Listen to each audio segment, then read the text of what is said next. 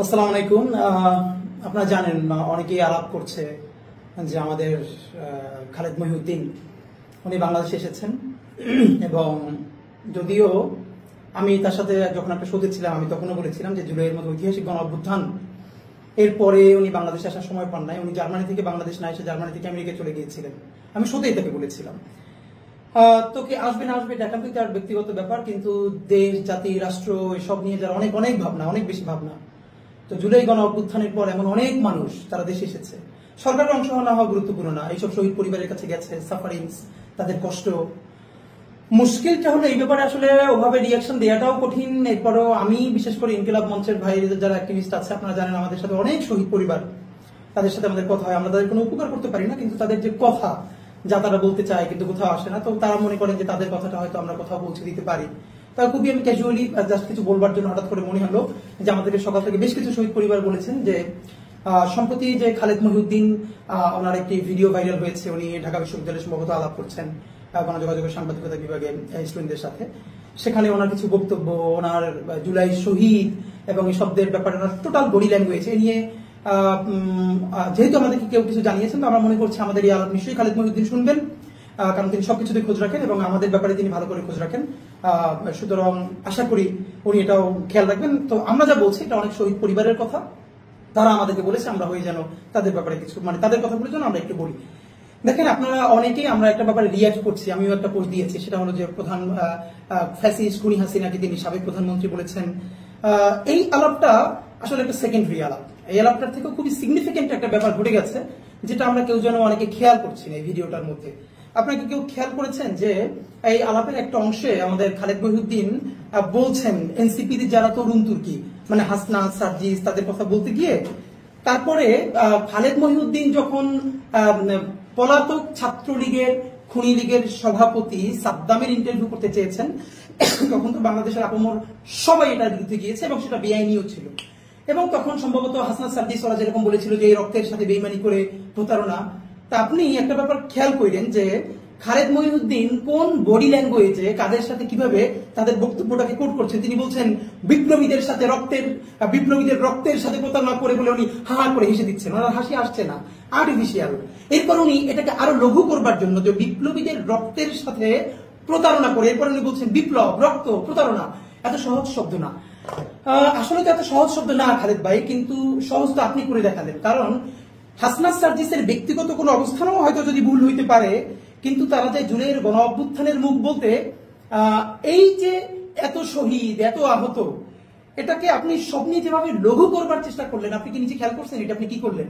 মানে আপনি বিপ্লবীদের রক্তের সাথে প্রতারণা এই বক্তব্যটাকে যেভাবে বাজেভাবে উপস্থাপন করলেন, এরপরে আপনি বললেন বিপ্লব রক্ত প্রতারণা, মানে এগুলো কিছু না। মজার ব্যাপার হলো আপনি একজন সাংবাদিক হিসাবে কি চান? একান্ত বস্তুনিষ্ঠ ব্যাপারগুলো তুলে আনতে চান। আপনি নিজে বলছেন যে ট্রমার ব্যাপারটা আপনার বক্তৃতার মধ্যে বলেছেন। ইভেন আমেরিকায়ও যদি কোনো ভিকটিম আবার সেই ইন্টারভিউ দেখে আরো ট্রমাটাইজড হয়ে যায়, তাহলে তাকে বাংলাদেশের আইন তো কভার করেই না, আমেরিকার কোথাও কভার করেন, এটা আপনি বলেছেন। এরপরেও আপনি বলছেন যে তবে এটা এত বিগ, আপনি সাবেক প্রধানমন্ত্রী হাসিনার ইন্টারভিউ করতে চান যদি আপনার জেলেও যাওয়া লাগে। দেখেন আপনি কি বিরাট বিপ্লবী ভূমিকায় অবতীর্ণ হয়েছেন, যেবার আপনি জেলে গিয়ে হইলেও হাসিনার ইন্টারভিউ করতে চান। মজার ব্যাপার হইল কারণ কি এই জুলাইয়ে কি হইছে না হইছে, প্রথমত এটা আপনি সাদ্দামের কাছ থেকে শুনতে চাইছেন। আমার কথা হইলো আপনার কাছে প্রথম প্রশ্ন, জুলাই কি হইছে না হইছে? সাদ্দামের ইন্টারভিউ করা তো প্রথমত আইনি নিষেধাজ্ঞা আছে, মোরাল গ্রাউন্ডে কতটুকু জার্নালিজম এটাকে সাপোর্ট করে সেটা নিয়েও তর্ক বিতর্ক আছে। আমার আপনি একটা কথা বলেন, সাদ্দাম তো কিলার, হাসিনা তো কিলার খুনি, এটা বলতে আপনার খারাপ লাগলো, বাংলাদেশের শহীদ পরিবারের খারাপ লাগে না। আপনি গত 14 মাসে বা 15 মাসে জুলাইতে কি হয়েছে ভিডিও না দেখা তকশোনা কইরা জুলাই গণ অভ্যুত্থানের মধ্যে ধরলাম আসে নাই। দেখেন আপনার ব্যাপারে অ্যালিগেশন আছে, আপনি এটার উত্তর দিয়েন। এটা ফেসবুকে প্রচুর ভাইরাল হয়েছে, জার্মানিতে থাকে আমাদের বাংলাদেশি অনেক যারা স্টুডেন্ট, তারা এই জুলাই গণ অভ্যুত্থানে হত্যা চলাকালে তারা রাস্তার পাশে দাঁড়িয়েছিল প্রতিবাদ করবার জন্য। আপনি সামনে থেকে আপনার অফিসে হেরে যাচ্ছিলেন, তারা আপনাকে রিকোয়েস্ট করেছে যে খালেদ ভাই আপনি 5টা মিনিট দাঁড়ান, আপনি কর্ণপাত না করে হুড় করে অফিসে চলে গেছেন। কই বাংলাদেশের তো অনেক প্রফেশনালস যারা পৃথিবীতে বাইরে ছিল, তারা তাদের পুরো প্রফেশনকে ঝুঁকিতে ফেলে শিক্ষার্থীদের সাথে দাঁড়িয়েছিল। এবং তারা জনতার কাতারে দাঁড়িয়েছিল। আচ্ছা, আপনার নিজের অবস্থান যে আমি দাঁড়াবো না, আপনি না দাঁড়ালে আপনারা কেউ জোর করে দাঁড় করাতেও পারবেন না। জার্মানির মতো জায়গায় যেখানে স্টুডেন্টরা এত ঝুঁকি নিয়ে ভূমিকা নিয়েছে এবং তারা প্রোটেস্ট করেছে, আপনি তাদের সাথে তো একাত্মতা পোষণ করেনি নাই, তারা রিকোয়েস্ট করেছে তারপরও আপনি যান নাই। কিন্তু এরপর আপনি যখন আবার জার্নালিজম শুরু করলেন, আপনি বাংলাদেশে ডকুমেন্টেড 1400-এর বেশি শহীদ, 30-40 হাজারের বেশি সিভিয়ারলি আহত, চিরতরে অন্ধ, পঙ্গু, শিশু, আপনি তাদের একটা ইন্টারভিউ করেছেন এসে? আপনি একটা শহীদ পরিবারের কাছে গেছেন? একটা আহতের সাথে কথা বলেছেন? আপনি কি করলেন? আপনি জুলাই গণ অভ্যুত্থানকে দেখতে চাইলেন সাদ্দামের চোখে, সাদ্দামের লেন্সে, কারণ পলিটিক্সটা আমরা বুঝি। আপনার যে আমেরিকায় যে ঠিকানা চ্যানেলটা দেখেন, আপনি ডয়েচে ভেলেতে যখন ছিলেন, এখান থেকে আপনি এত বোকা, এত ছোট মানুষ না যে ডয়েচে ভেলের মতো প্ল্যাটফর্ম চাইরা একটা নতুন, এখন পর্যন্ত যেটা ওরকম করে স্পার্ক করে নাই, সেই ঠিকানায় গিয়ে উঠবেন। কারণ আপনার ওয়েস্টে যাওয়া এবং এই ঠিকানায় আমরা এটাও জানি যে আপনার যে ঠিকানা, এইটাকে ওখানে যারা এস্টাবলিশ করেছে, এটার সাথে কিভাবে আওয়ামী ফাইন্যান্স জড়িত।